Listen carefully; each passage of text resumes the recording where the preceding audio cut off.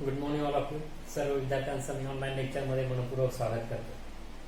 मित्रांनो, यावर्षीचा जो भूगोल आहे इयत्ता 10वीचा त्यातलं 7वं चॅप्टर मानवी वस्ती ते तुम्हाला दिलेलं आहे. त्या 7व्या चॅप्टर बद्दल आपण प्रस्तुत लेक्चरमध्ये चर्चा करणार आहोत. 7वं चॅप्टर म्हणजेच कोणता? मानवी वस्ती हे चॅप्टर आहे. या मानवी वस्तीबद्दल आपण चर्चा आता करत आहोत. ओके, जनरली आपण इथून पाठीमागे काही चॅप्टर्स पाहिलेले आहेत. ओके, आता आपण मानवी वस्तीचा विचार करणार आहोत. जनरली याच्या अगोदरचे चॅप्टर पाहिले आहे लोकसंख्यावाला.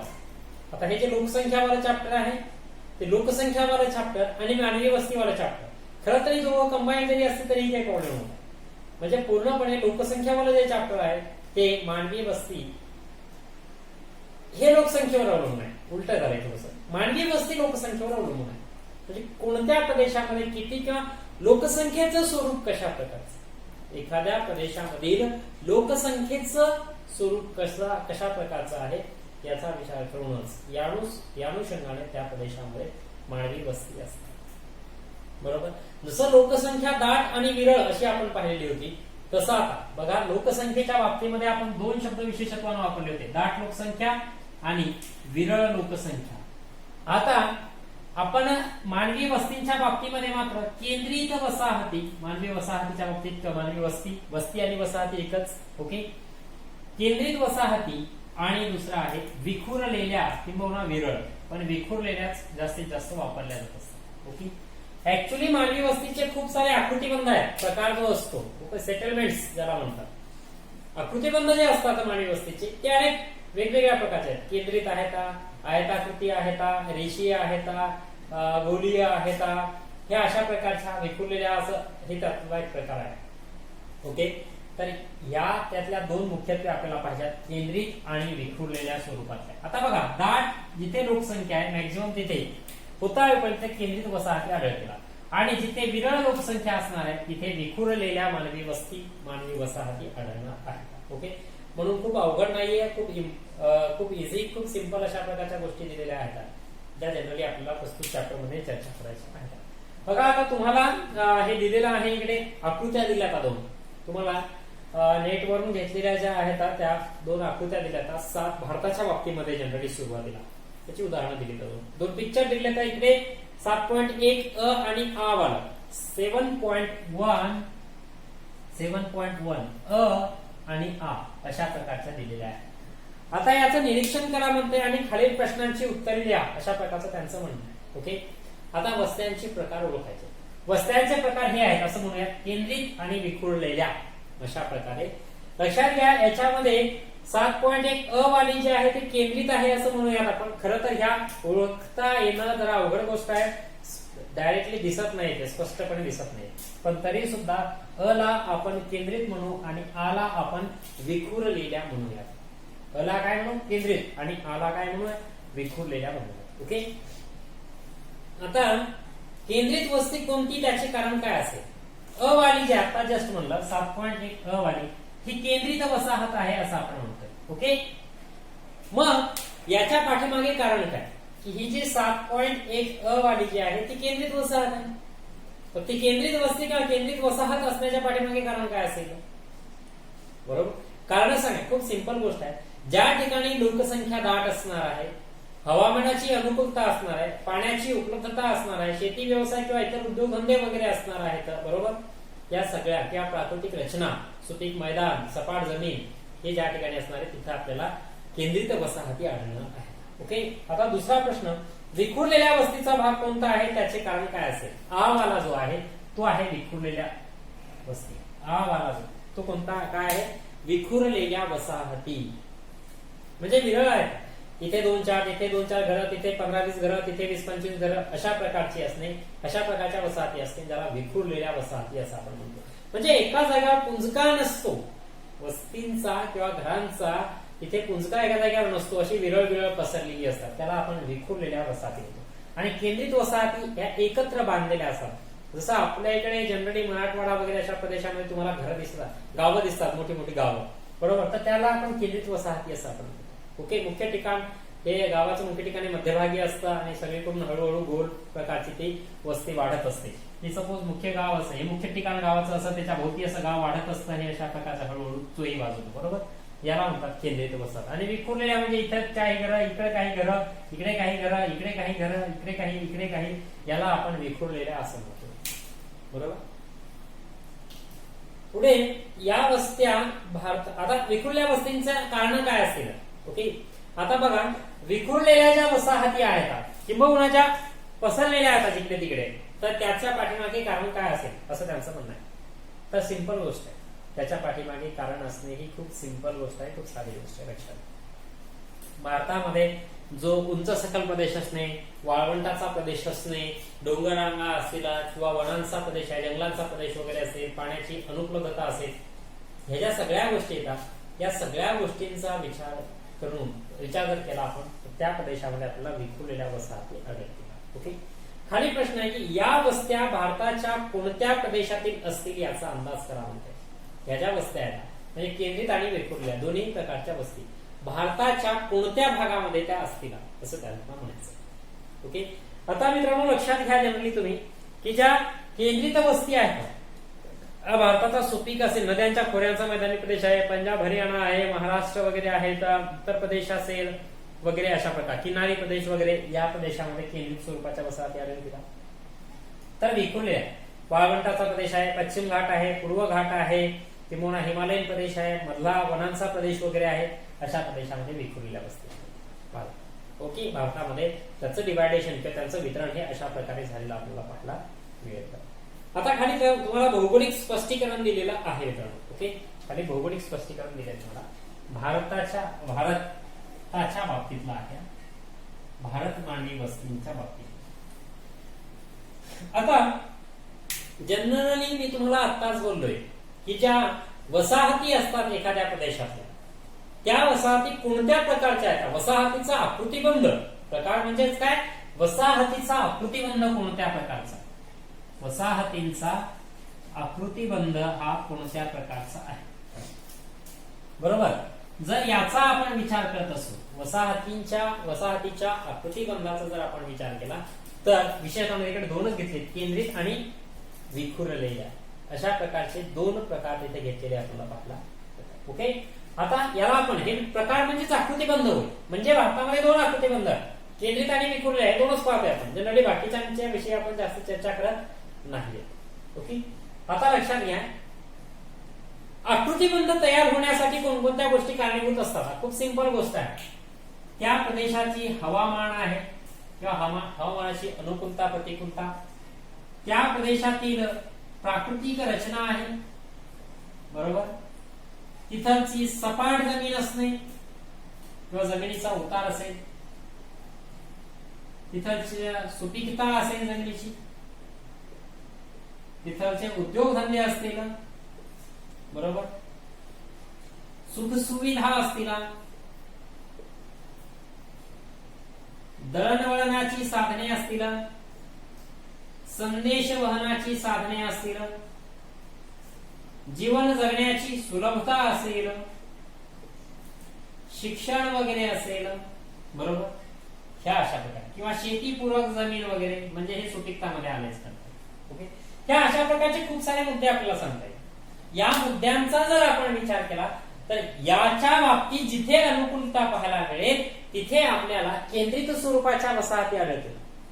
एखाद्या प्रदेशात जर हवामानाची अनुकूलता, चांगली प्राकृतिक रचना, सपाट जमीन, सुपीक भूप्रदेश असेल, सुपीक जमीन असेल, सपाट भूप्रदेश असेल, पाण्याची उपलब्धता वगैरे असेल, पाणी जर घेतलं नाही आपण इकडे, बरोबर, पाण्याची उपलब्धता असेल, रोजगाराच्या संधी असतील, उद्योगधंदे असतील, शिक्षणाच्या सुविधा असतील, किंवा इतर जीवन जगण्याची सुलभता किंवा सुख सुविधा असतील, दळणवळणाची साधने, संदेशवहनाची साधने वगैरे असतील, बरोबर, ह्या अशा प्रकारच्या सगळ्या गोष्टी अनुकूल असतील. आता त्या प्रदेशामध्ये आपल्याला दाटीवाटीने वसाहती तयार झालेल्या दिसतात, ज्या केंद्रित स्वरूपाच्या वसाहती असतील.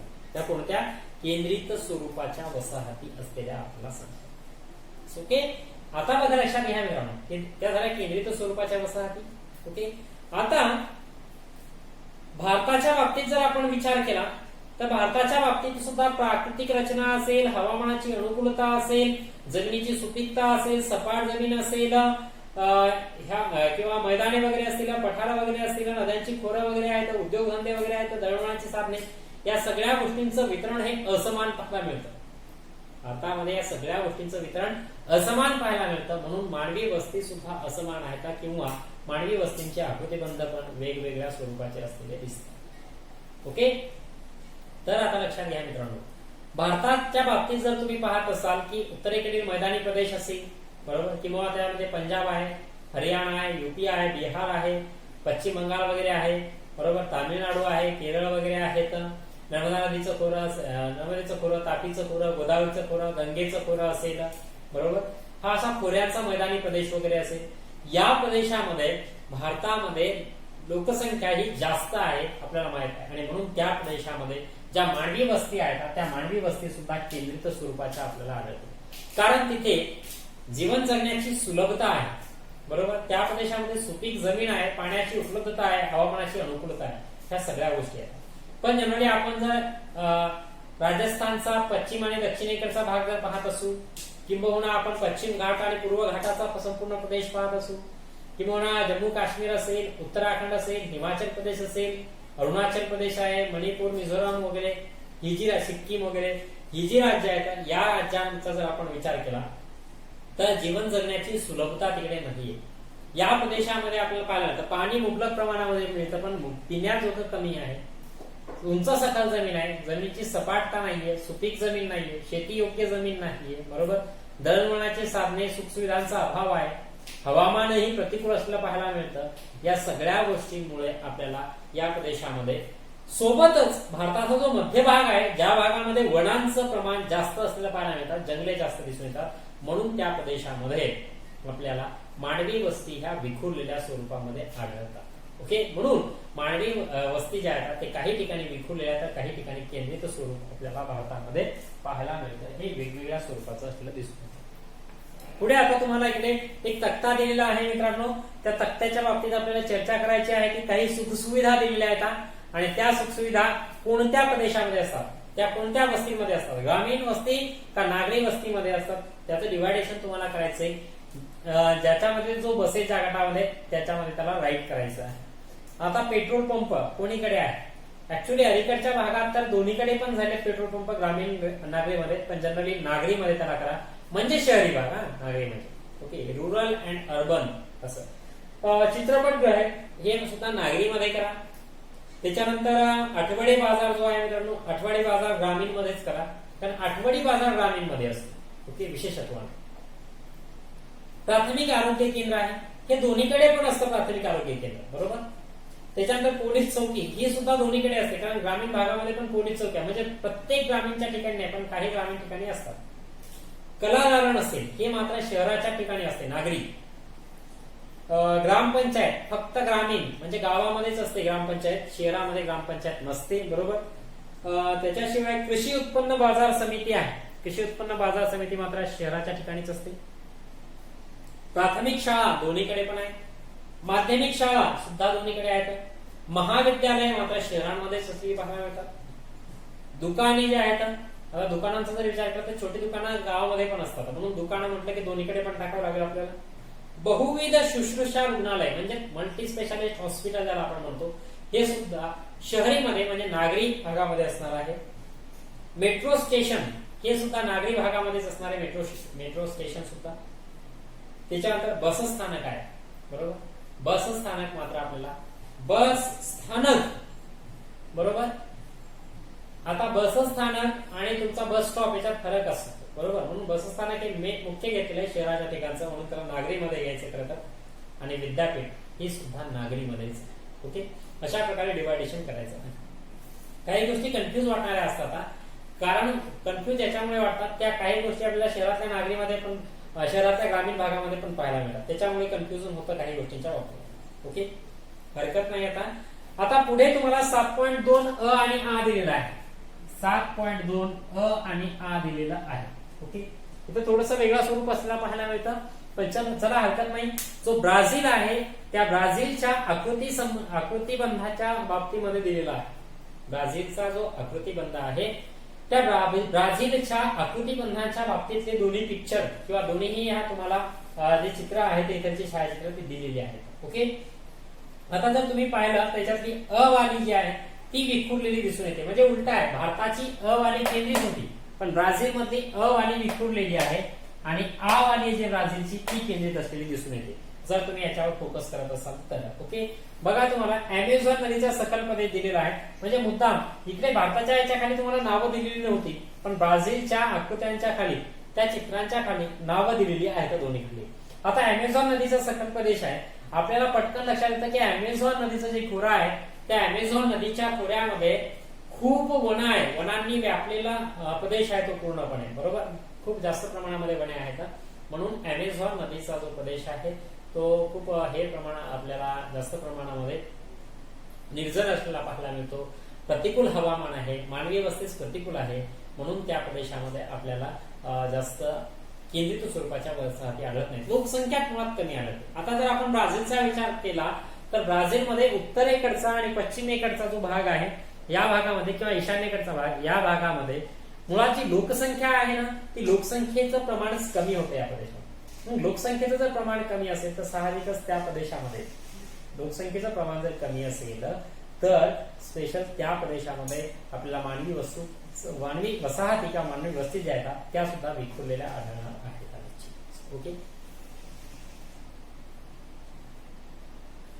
आता पुढे भौगोलिक स्पष्टीकरण दिलेलं आहे आपल्याला ब्राझीलच्या वसाहतींच्या बाबतीमध्ये डायरेक्टली. आता इकडे काही प्रश्न दिलेले नाहीत कारण त्यांनी इथं सूचना दिली आहे अ आणि आ 7.2 अ आणि आ यांचं चांगल्या प्रकारचं निरीक्षण करायचंय आणि त्यांचं निरीक्षण त्यांचं ऑब्झर्वेशन करून तुम्हाला त्याच्यावरचं भौगोलिक स्पष्टीकरण किंवा स्वतः टिपण तयार करा अशा प्रकारचे त्याचे आहे. ओके, किंवा त्याच्यावर भाषण करा म्हणते दाट आणि विरळ लोकसंख्या आणि त्याच्या आकृतिबंध याच्यावर. त्याच्यातून आपल्याला जनरली लोकसंख्या जे पाहिलेलं आपण पाठीमागच्या चॅप्टरला त्यातूनच आपल्याला लक्षात येतं की उत्तरेकडे, ईशान्येकडे, पश्चिमेकडे ह्या विखुरलेल्या स्वरूपातल्याच वसाहती आढळणार कारण तिकडे लोकसंख्येचं प्रमाण हे कमी होतं म्हणून तिकडे विखुरलेल्या वसाहती आढळणार आहेत. ओके, चला पुढे जाऊ आपण भौगोलिक स्पष्टीकरणाच्या बाबतीमध्ये. आता जो ब्राझील आहे मित्रांनो, ब्राझीलचा जर आपण विचार केला आता ब्राझीलचा एक छोटासा नकाशा मी तुमच्या डोळ्यासमोर ठेवतो म्हणजे काही गोष्टी समजून घ्यायला लक्षात येईल, सोपं जाईल थोडस, बरोबर.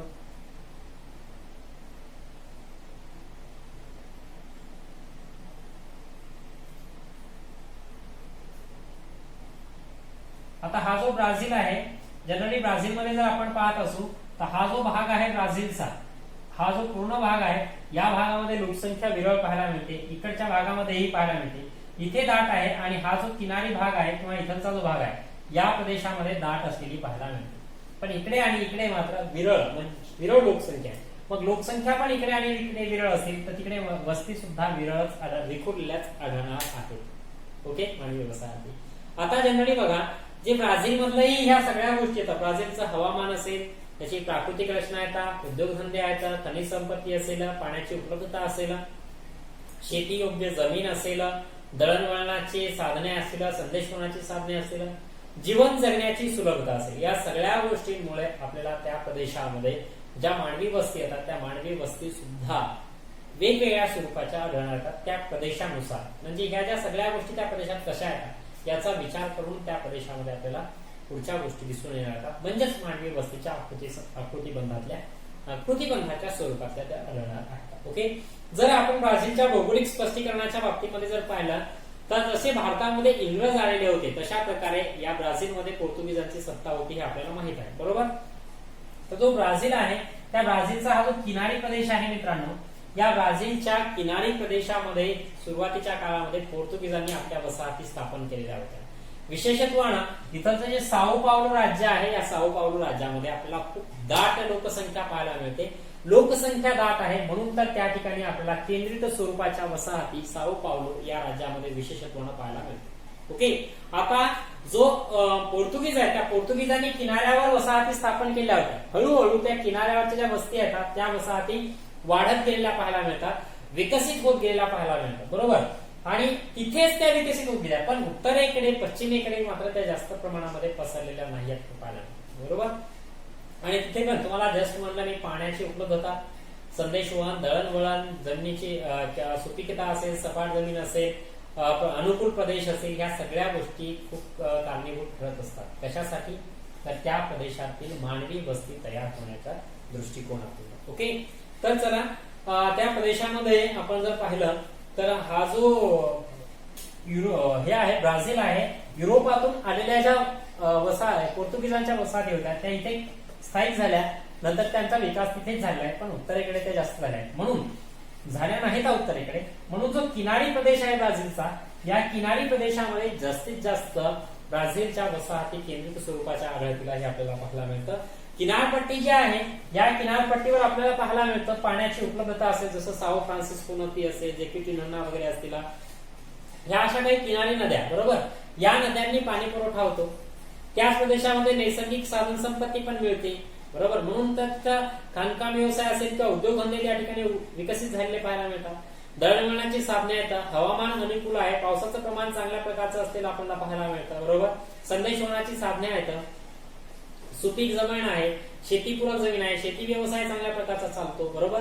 या सगळ्या गोष्टीमुळे उलट साओ पावलो हे जे राज्य आहे, साओ पावलो राज्यामध्ये कॉफीचे मळे खूप जास्त दिसून येतात. म्हणून तर साओ पावलो मध्ये लोकसंख्या खूप दाट स्वरूपामध्ये आणि मानवी वस्ती या केंद्रित स्वरूपाच्या विशेषत्वाने आढळतील, बरोबर. म्हणून या किनारी प्रदेशामध्ये समव दमट हवामान किंवा अनुकूल हवामान या बाकीच्या सगळ्या गोष्टींची उपलब्धता किंवा या सगळ्या गोष्टींचं अनुकूल वातावरण, याच्यामुळे जो ब्राझीलचा किनारी प्रदेश आहे त्या किनारी प्रदेशामध्ये लोकसंख्या ब्राझीलची ही दाट स्वरूपामध्ये असलेली आपल्याला पाहायला मिळते. पर्यायाने त्या प्रदेशामध्ये केंद्रित वसाहती आढळतात, आपल्याला हे दिसून येते. ओके, आणि त्यातलं साओ पावलो तर त्यांनी सांगितलेलंच आहे की साओ पावलो इथलं जे राज्य आहे त्या साओ पावलो राज्यामध्ये सुपीक जमीन आहे, हवामान अनुकूल असलेलं पाहायला मिळतं, दळणवळणाची साधने आहेत, उद्योगधंदे आहेत त्या प्रदेशात, कॉफीच्या मळे वगैरे त्या प्रदेशामध्ये खूप जास्त प्रमाणामध्ये दिसून येतात. म्हणून तर साओ पावलो राज्य हे फार अग्रेसर असलेलं दिसून येतं लोकसंख्येच्या बाबतीमध्ये आणि केंद्रित वसाहतींच्या बाबतीमध्ये सुद्धा ते अग्रेसर असलेला आपल्याला पाहायला मिळतो, कारण तिथे सगळ्या गोष्टी उपलब्ध झाल्या. कॉफीच्या उत्पादनासाठी सुयोग्य असं वातावरण आहे ते म्हणत आहे, प्रदेश सुयोग्य आहे किंवा खनिजांचा मुबलक साठा तिथे होतोय, त्याशिवाय अखंडित वीज पुरवठा पण, ऊर्जेचा अखंडित पुरवठा पण त्या प्रदेशामध्ये होतोय असं म्हणत आहे. ह्या ज्या सगळ्या गोष्टी येतात त्या सगळ्या गोष्टींमुळे साओ पावलो राज्यामध्ये आपल्याला त्याचा विकास झालेला पाहायला मिळतो वस्त्यांचा. म्हणून केंद्रित स्वरूपाच्या वस्त्या साओ पावलो राज्यामध्ये दिसतात. ओके, नेक्स्ट सरकतोय आपण आता पुढे. त्याच्यातलाच भाग जो आहे की विखुरलेल्या वस्ती कोणीकडे सांगितल्या ब्राझीलच्या बाबतीतल्या. ब्राझीलच्या विखुरलेल्या वसाहती किंवा वस्तींच्या बाबतीतला जर आपण विचार केला मित्रांनो, हा जो ईशान्येकडचा भाग आहे ब्राझीलचा, तुम्हाला माहित आहे तो भाग अवर्षण चतुष्कोण म्हणून ओळखला जातो, बरोबर. अवर्षण चतुष्कोण म्हणून ओळखला जातो, म्हणजे तो पर्जन्य छायेचा प्रदेश आहे. अवर्षण चतुष्कोण म्हणजे पर्जन्य छायेचा प्रदेश हा आहे. ओके, म्हणून तर या प्रदेशामध्ये लोकसंख्या खूप विरळ आहे. तिच्याशिवाय मध्यवर्ती जी उच्चभूमी आहे त्या मध्यवर्ती उच्चभूमीच्या प्रदेशामध्ये शेतीस पूरक वातावरण कमी असलेलं पाहायला मिळतं या प्रदेशात. म्हणून या प्रदेशामध्ये पण, म्हणून हा जो प्रदेश आहे या प्रदेशामध्ये आपल्याला मानवी वस्ती ह्या विखुरलेल्या स्वरूपात आढळतात. आता उत्तरेकडचा आणि पश्चिमेकडचा जो भाग आहे या भागामध्ये अमेझॉन नदीच्या खोऱ्याने तो भाग व्यापलेला आहे. तर या अमेझॉन नदीच्या खोऱ्याचा जर आपण विचार केला तर या अमेझॉन नदीच्या खोऱ्यामध्ये खूप जंगलं वाढलेली पाहायला मिळतात. तो प्रदेश वनांनी व्यापलेला आहे. त्याशिवाय त्या प्रदेशामध्ये आपल्याला रोगट हवामान पाहायला मिळतं, प्रतिकूल हवामान आहे, उंच उंच वाढलेली वने आहेत किंवा तिकडे उद्योगाच्या सुविधा नाहीत, शेतीसाठी उपयुक्त जमीन नाही, दळणवळण संदेशवहनाची साधने नाहीत, सुखसुविधांचा अभाव, या सगळ्या गोष्टीमुळे उत्तर आणि पश्चिमेकडच्या भागामध्ये आपल्याला मानवी वस्ती ह्या विखुरलेल्या स्वरूपामध्ये आढळतात. ओके, आता त्यानंतर त्यांनी सांगितलंय की हा जो ब्राझील आहे, ब्राझीलचा अंतर्गत भाग उत्तरेकडचा आणि पश्चिमेकडचा जो भाग आहे, जसा आपण किनाऱ्याकडून त्या मध्य किंवा उत्तरेकडच्या आणि पश्चिमेकडच्या भागामध्ये सरकू, ओके, त्या प्रकारचं निश्चितच त्या प्रकारच्या मानवी वस्ती ह्या विरळ स्वरूपात किंवा विखुरलेल्या स्वरूपात आढळायला लागतील आपल्याला. किनाऱ्यामध्येच केंद्रित स्वरूपाच्या आढळतात. या पाठीमागची काही कारणं त्यांनी सांगितलेली आहेत की प्रदेश जो आहे घनदाट विषुववृत्तीय वनांनी व्यापलेला आहे. अमेझॉन नदीचं जे खोरा आहे या अमेझॉन नदीच्या खोऱ्यामध्ये आपण पाठीमागं नैसर्गिक वनस्पती व प्राणीजीवन इथे पाहिलेलं आहे की अमेझॉन नदीचं जे खोरं आहे या अमेझॉन नदीचं खोरं हे जंगलांनी व्यापलेलं आहे. विषुववृत्तीय सदाहरित घनदाट वने आपल्याला या प्रदेशामध्ये पाहायला मिळत आहे. हे एक कारण त्याचं वसाहती कमी असण्याचं. दुसरी गोष्ट, हवामान रोगट आहे या प्रदेशामध्ये आणि त्याच्यामुळे हवामान रोगट असल्यामुळे मानवी वस्तीस प्रतिकूल हवामान आहे, अनुकूल नाहीये. त्याच्याशिवाय साधन संपत्तीचा शोध व वापर यावर निसर्गतःच मर्यादा येतात. साधन संपत्तीचा इकडचा जो भाग आहे, इकडच्या भागामध्ये साधन संपत्तीचा शोध घेण्यासाठी मर्यादा आहे. कारण नैसर्गिक साधन संपत्ती, कारण मित्रांनो तो जो प्रदेश आहे नैसर्गिक साधन संपत्तीचा शोध घेण्यावर मर्यादा काय येतात? कारण उंच उंच वाढलेली वनं आहेत, दळणवळणाची साधनं आहेत, संदेशवहन नाहीये, बरोबर, हवामान प्रतिकूल आहे आणि पाणी खूप पसरलेलं आहे अमेझॉन नदीचं वगैरे. या सगळ्या गोष्टीमुळे ती जी खनिजं आहेत ती खनिजं शोधून काढण्यावर मर्यादा येतात. म्हणून त्या प्रदेशामध्ये आपल्याला मानवी वस्ती ह्या विखुरलेल्या स्वरूपात पर्यायाने लोकसंख्येची विरळ स्वरूपामध्ये आढळते. वाहतुकीच्या सोयी अतिशय मर्यादित स्वरूपाच्या आहेत. म्हणजे जस्ट मी आता तुम्हाला बोललो तसं या प्रदेशामध्ये वाहतुकीच्या सोयी आणि वाहतूक संदेशवहन दळणवळणाच्या ज्या सोयी आहेत त्या सुद्धा खूप कमी प्रमाणामध्ये पाहायला मिळतात किंवा खूपच कमी आहेत असं म्हणावं लागेल. म्हणून त्या प्रदेशामध्ये लोकांचे वस्ती वाढलेली नाहीये, म्हणजे लोकसंख्येचं प्रमाण वाढलेलं नाही, लोकसंख्येचं प्रमाण वाढलेलं नाहीये. म्हणूनच त्या प्रदेशामध्ये मानवी वस्ती ह्या खूप विखुरलेल्या स्वरूपात जास्तीत जास्त आढळते. आता पुढे सर कर आपण थोडस नेक्स्ट पॉइंट कडे बघा. तुम्हाला आता भारताच्या नागरीकरणाच्या बाबतीतलं दिलेलं आहे. ओके, जसं आपण भारत आणि ब्राझील दोघांच्याही मानवी वस्तीच्या अकृतीबंधाच्या बाबतीत चर्चा केलेली आहे, तसं आता भारताचं किंवा नागरीकरण आपण पाहतो. दोन्ही देशांच्या बाबतीतलं नागरीकरण आपल्याला पाहायचंय. त्याच्यात पहिल्यांदा आपण भारताच्या बाबतीतल्या नागरीकरणाची चर्चा आपण करणार आहोत, बरोबर. आता बघा, तुम्हाला म्हणजे नागरीकरण म्हणजे काय सोप्या भाषेमध्ये हा मुद्दा पण समजणं गरजेचं आहे की देशाची जी एकूण लोकसंख्या असते, देशाची जी एकूण लोकसंख्या असते त्या लोकसंख्येपैकी किती लोकसंख्या ही शहरामध्ये राहते, एकूण लोकसंख्येपैकी किती लोकसंख्या शहरामध्ये राहते त्याला आपण काय म्हणतो, एकूण लोकसंख्येपैकी किती टक्के लोकसंख्या ही शहरामध्ये राहते. ओके, त्याला काय म्हणतात, त्याला म्हणतात नागरीकरण. एकूण लोकसंख्येपैकी किती टक्के लोकसंख्या ही शहरामध्ये राहते या प्रमाणाला आपण नागरीकरण असं म्हणतोय. ओके, तर बघा, भारताची किती टक्के लोकसंख्या शहरामध्ये राहते, नागरी म्हणजे काय, शहरी, सिव्हिलायझेशन किंवा अर्बनायझेशन आपण म्हणतो. तर आता मानवी वस्तीचाच तो भाग आहे, म्हणजे मानवी वस्ती या शहरी ग्रामीणच्या बाबतीत आपण तुलना करतो असा त्याचा अर्थ होतोय. भारताच्या बाबतीत तुम्हाला एक ग्राफ इथं दिलेला आहे, एक रेषालेख आहे मित्रांनो, लक्षात घ्या, बरोबर. इथे तुम्हाला एक रेषालेख जो दिलेला आहे त्या रेषालेखानुसार जर विचार केला तर खाली तुम्हाला वर्ष दिलेली आहेत आणि इकडच्या बाजूला तुम्हाला टक्केवारी दिलेली आपल्याला पाहायला मिळते. 1961 पासून 2011 पर्यंत बघा, 1961 आहे, 1971 आहे, 1981 आहे, 1991 आणि 2001, 2011 ही अशा प्रकारचं भारताची वर्ष दिलेली आहेत. आता कोणत्या वर्षी किती आहे हे पण तुम्हाला दिलेलं आहे. ओके, जर तुम्ही जनरली विचार करत असाल 1961, 71, 81, 91, 1 आणि 18ला 18% इकडे होतं, 18.2% इकडे होतं, त्याच्यानंतर 23.3 आहे, 23.3 आहे, 25.7 आहे, त्यानंतर 27.8 आहे आणि 31.2 आहे, बरोबर. आता बघा, हे झाला भारताच्या लोकसंख्येचा ग्राफ तुम्हाला जो दिलेला आहे त्याची आकडेवारी फक्त घेतोय. त्या ग्राफचं वाचन तुम्हाला आता चांगल्या प्रकारचं करता येईल, नसेल करता येत तरी करता आलं पाहिजे, हे तुम्हाला मी बोललेलो आहे. ओके, आता मित्रांनो याच्यावर तुम्ही कितीही मोठं एक्सप्लेनेशन देऊ शकता, कितीही मोठं एक्सप्लेनेशन तुम्ही साहजिकच याच्यावर आधारित देऊ शकता. कारण लक्षात घ्या, 1961 ला 71, 81, 91, 2001, 2011 यांचा जर आपण विचार करत असू, ओके, तर साहजिकच काही गोष्टी तुमच्या लक्षात यायला लागतील. आता बघा, इथून इथपर्यंतचा जर तुम्ही विचार करत असाल, ओके, 18 ते 18.2 इथे किती वाढ झालेली आहे, फक्त 0.2%, बरोबर. आता इथे जर तुम्ही विचार करत असाल तर 18, 19 आहे, 20 आहे, 21 आहे, 22 आहे, 23 आहे, म्हणजे 5.1% वाढ आहे इकडे, बरोबर. इकडे जर विचार करसाल तुम्ही, बरोबर, इथे 24 आहे, 25 आहे, बरोबर, 25 आहे, म्हणजे 2.4% आहे इकडे. आता इकडे जर तुम्ही विचार करसाल म्हणजे 91 ते 1 पर्यंत, तर 26 आहे आणि 27 आहे. ओके, 26.7 आणि 27.7 म्हणजे 2.1% आहे इकडे आता, बरोबर. आता इकडे जर पाहिलं तुम्ही 11 पासून 1 ते 11 मध्ये, तर आता 27, 28, 29, 28.8, 29.8, बरोबर, 30.8, 3 आणि याच्यातले 2 आणि हे 2, 4, बरोबर, म्हणजे 3.4% इकडे आहे 2000. ही वाढ आहे मित्रांनो याच्यातली. म्हणजे एक लक्षात घ्या, 61 ते 71 मध्ये किती वाढ झाली आहे? 0.2%.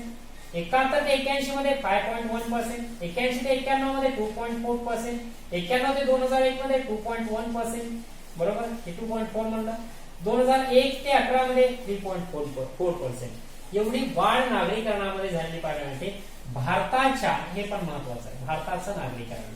ओके, म्हणजे भारतामध्ये एवढे टक्के लोक ही नागरी प्रदेशामध्ये राहत आहेत. म्हणजे आजच्या नुसार 2011च्या जनगणनेनुसार जर पाहिलं तर 31.2% लोक आज नागरीकरणामध्ये राहतात, हे आपल्याला दिसून येतं. ओके, आपल्याला तसं एक्सप्लेनेशन पुढे दिलेलंच आहे. जर आपण विचार केला तर काही म्हणजे शहर नागरीकरण म्हणजे शहरीकरण असं पण त्याला म्हणता येईल. शहरीकरणाचा थोडासा मुद्दा वेगळा. शहरीकरण म्हणजे शहरांची होणारी वाढ, पण इथे लोकांपैकी ग्रामीणपैकी शहरात किती राहणार आहेत असं आपल्याला पर्सेंटेज इकडे वेगळं काढायचं आहे. ती चर्चा वेगवेगळ्या स्वरूपात इकडे केलेली दिसून येते. ओके, ते आता याचा खाली प्रश्न तुम्हाला दिलेले होते, याच्यावर आधारित त्याची चर्चा करायची. 1961 साली नागरीकरण किती टक्के झालेले होते? 61 ला जर विचार केला तर किती टक्के झालेले आहे? 18% भारताचं नागरीकरण 1961 साली झालेलं दिसून येते, बरोबर. त्यानंतर आता दुसरा प्रश्न आहे, कोणत्या दशकात नागरीकरण सर्वाधिक होते? आता प्रश्न थोडासा कॉम्प्लिकेटेड आहे. म्हणजे नागरीकरणाची वाढ सर्वाधिक कोणत्या दशकामध्ये होती असा प्रश्न विचारायला हवा होता, बरोबर. पण नागरीकरण सर्वाधिक कोणत्या दशकामध्ये होते? तर आपल्याला 2001 असंही 2001 ते 11 असं सांगता येतं. आणि जर नागरीकरणाची वाढ जर म्हटलं तर म्हणजे 71 ते 81 इथे आहे, कारण इथे किती आहे? 5.1%. कळते का तुम्हाला? नागरीकरणाची वाढ, नागरीकरण सर्वाधिक कुठे होते? प्रश्न त्यांचा आहे की नागरीकरण सर्वाधिक कुठे आहे, बरोबर. तर सर्वाधिक इथे आहे ना, 31.2. कळाले का तुम्हाला? या ग्राफवरून खूप लक्षात येतात गोष्टी. हा जो ग्राफ तुमच्या पुढे आहे, या ग्राफवरून तुम्हाला ही जी रेष केलेली आहे ती कळते तुम्हाला की 71 ते 81 मध्ये वाढ सगळ्यात आहे, सर्वाधिक वाढ आहे. पण इथे काय पाहिजे? ते काय म्हणते? नागरीकरण सर्वाधिक होते. कोणत्या दशकात? कोणत्या दशकात नागरीकरण सर्वाधिक होते? नागरीकरणाची वाढ असा प्रश्न नाही विचारला त्यांनी, बरोबर. म्हणून प्रश्न कॉम्प्लिकेटेड वाटतो. नागरीकरणाची वाढ या अनुषंगाने जर त्यांनी प्रश्न विचारला असेल तर प्रश्नाचं उत्तर हे तुम्हाला कुठे दिसून येईल? 71 ते 81 या दशकामध्ये नागरीकरणाची वाढ सर्वाधिक वेगाने होत आहे. आणि नागरीकरण सर्वात जास्त कोणत्या दशकात आहे? तर ते 2001 ते 2011 इकडे आहे, कारण सगळ्यात मोठी संख्या इकडे दिसून येते, बरोबर. म्हणजे जर विचार आपण करत असू तर नागरीकरण भारताचं हे सलग वाढत गेलेलं आपल्याला पाहायला मिळतं. ओके, रेषाखलाचं पुढे आहे, कोणत्या दशकात नागरीकरणाची वाढ अतिशय कमी होती? तुम्हाला याच्यावर पाहायला मिळतं की इथं सरळ आहे, काहीच वाढ झाली नाही. बघा, 18चं 18.2 वर गेलेलं आहे, म्हणजे फक्त 0.2% वाढ झाली आहे, म्हणजे सर्वात कमी वाढ. प्रश्न आता इथे चांगला विचारलाय की नागरीकरणाची वाढ अतिशय कमी होते. वाढ म्हणजे इकडे वर पण तसं प्रश्न पाहिजे होता. वरचा जो प्रश्न आहे ना सर्वाधिक वाढ, तो पण असा पाहिजे होता वाढीच्या बाबतीत, बरोबर. म्हणून नागरीकरणाची जी वाढ आहे मित्रांनो, ती नागरीकरणाची वाढ कमी इकडे होती आपल्याला सांगतायत 1961 ते 71च्या दशकामध्ये. कारण 1961 पासून 1971 पर्यंत फक्त 0.2% एवढीच वाढ झालेली दिसून येते. बाकीच्या वाढींच्या तुलनेचा जर आपण विचार जर केला तुलनेमध्ये, तर या दुसऱ्या याच्यातली जी वाढ आहे ती वाढ पर्यायानं वेगाने झालेली दिसून येते किंवा जास्त स्वरूप तिचं होतं. आणि इथे मात्र तुझं स्वरूप कमी असलेलं दिसून येतं, बरोबर. पुढे एक प्रश्न आहे, रेषा लेखाचा कल पाहता भारतातील नागरीकरणाबाबत तुम्ही कोणता निष्कर्ष काढाला? जनरली जर आपण याच्यावरून सगळं लक्षात घ्यायचं आलं, बरोबर, त्या ग्राफवरून. तर नागरीकरणाचा जर कल किंवा रेषालेखाचा जर तुम्ही कल पाहिला तर रेषालेख हा सतत वाढत गेलेला पाहायला मिळतो. रेषालेख हा सतत वर वर वर वर गेलेला दिसून येतोय, बरोबर. हा, त्याचा वेग कमी अधिक असेल हे नक्की आहे, कारण इथे आपण 7181 मध्ये पाहिलं वेग हा 5.1 म्हणजे वेग तिथे खूप जोरात होता, खूप वेगाने, खूप जास्त होता इकडे. पण पुढे मात्र वेग हा कमी कमी होत गेलेला पाहायला मिळतो आणि नंतर पुन्हा इकडे वेग वाढलेला आहे. म्हणजे बघा 5.1 चा 2.4 वर गेला, 2.4 चा 2.1 वर गेलाय, पण पुन्हा इकडे वाढलेला दिसतो आपल्याला 3.4. पण जनरली मात्र जर हा वेग हे जर तुम्ही आकडेवारी पाहत असाल तर नागरीकरण जे आहे ते भारतातलं सतत वाढतच गेलेलं पाहायला मिळतं आणि आहे मित्रांनो. भारतातलं नागरीकरण सुद्धा वाढतही आहे, पण वेग मात्र ब्राझीलच्या तुलनेत थोडासा कमी असलेला पाहायला मिळतो. कारण भारत जो आहे तो भारत हा 31.2% जनता ही शहरी भागामध्ये राहते किंवा नियर अबाउट 40% जनता असं म्हणू शकतो, फार फार जरा अलीकडच्या काळात. पण जो ब्राझील आहे, ब्राझीलचा जर आपण विचार केला मित्रांनो तर 86% लोकसंख्या ब्राझीलची नागरी भागामध्ये राहते. म्हणून ब्राझीलच्या तुलनेमध्ये भारत हा पाठीमागेच असलेला आपल्याला दिसून येतो नागरीकरणाच्या बाबतीत. ओके, तर जनरली भारतातलं नागरीकरण सतत वाढत चाललं दिसून येतं. दिवसेंदिवस रोजगाराच्या संधी असतील किंवा नोकरी असेल, शिक्षण असेल, आरोग्याच्या बाबतीतल्या सुखसुविधा वगैरे असतील, अशा अनेक गोष्टींचा आपण विचार केला तर त्या सगळ्या गोष्टींचा विचार पाहता लोकांची ग्रामीणकडून शहरीकडे वाढणारी जी ओढ आहे त्या ओढीनुसार लोक खूप सारे ग्रामीण भागातील लोक शहरी भागामध्ये राहायला जाताना आपल्याला दिसून येतात, ज्यामुळे आपल्याला शहरीकरण म्हणजेच नागरी भागातली लोकसंख्येचे प्रमाण आहे ते वाढत चाललेलं आपल्याला पाहायला मिळतं. नाहीतर एवढे दिवस तर जास्तीत जास्त आता एखादा 18 विचार केला बरोबर 1961 चा, तर 1961 साली जर पाहिला आपण तर ग्रामीण भागामध्ये 80% लोकसंख्या राहत होती आपल्याला दिसून येतं. आजही जर पाहिला आपण तरीही 69% जवळपास 68.8% आजच्या घटनेचा जर विचार केला आपण तर 68.8% जनता ही कोणत्या भागामध्ये राहते, ग्रामीण भागामध्ये राहते पाहायला मिळतं. कारण 31.2% जनता ही शहरी भागामध्ये राहते आपल्याला दिसून येतं. म्हणजे यालाच आपण नागरीकरण असं म्हणतो. ओके, तर या आलेखावरून आपल्याला बऱ्याचशा गोष्टी लक्षात येतात. म्हणून आलेख खूप महत्वाचा असतो. ग्राफ असो तर त्या ग्राफचं चांगलं अवलोकन करायचं, तो समजून घेण्याचा प्रयत्न करायचा आहे. काही अडचणी असल्यास तर त्या विचारायच्या, त्यात काहीही प्रॉब्लेम नाही. ओके, तर जनरली जो झालेला पॉईंट आहे या चॅप्टरचा त्याच्यावर चांगल्या प्रकारचं तुम्ही रिव्हिजन करा, चांगल्या नोट्स काढा. ओके, ग्राफ समजून घेण्याचा प्रयत्न करा, त्या आकृतीबंध ते लक्षात घेण्याचा प्रयत्न करा. दाट विरळ केंद्रित विखुरलेल्या याला समजून घ्या. थोडंसं लोकसंख्या आणि मानवी वस्ती एकमेकांशी जोडण्याचा प्रयत्न करा, म्हणजे तुम्हाला लक्षात यायला लागेल. ओके, तर भारताच्या नागरीकरणाबाबतचे भौगोलिक स्पष्टीकरण आहे ते आपण नेक्स्ट लेक्चरमध्ये घेऊया. तोपर्यंत थांबू. धन्यवाद.